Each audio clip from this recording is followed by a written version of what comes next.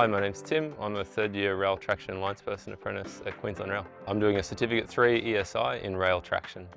Hi, my name's Jacob.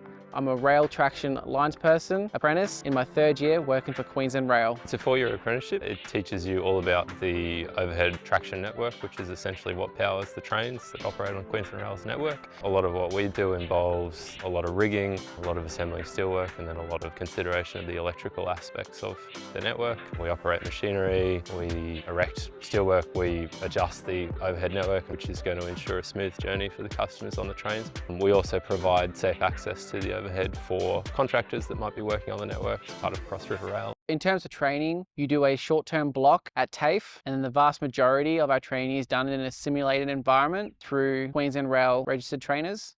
We do in-house training with QR to cover the niche aspects of the rail traction apprenticeship, which is the various different components that make up the overhead network, and drill down into the specific theory of all of that. So things like overlaps and turnouts and section insulators and isolators and different types of wire.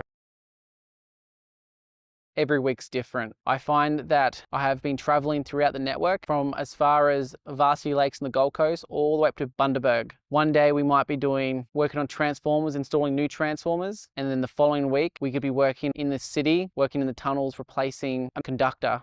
When you're doing new construction and you face hurdles and everything doesn't go to plan, you come together as a team and you work together to overcome those hurdles. And at the end of the day, you can stand back and look at new structures and new wire runs, and you can actually see an impact on the network itself, and how in years to come, you can look back and go, I did that. After I complete my trade, there's opportunity to either do further study within the trade and upskill in that, move into management, or really do a whole number of things within Queensland Rail. You can become a train driver, become a guard, go into safety. There's just a million different options. If you like working with your hands and having a diverse workload, you should find out more about becoming an apprentice with Queensland Rail.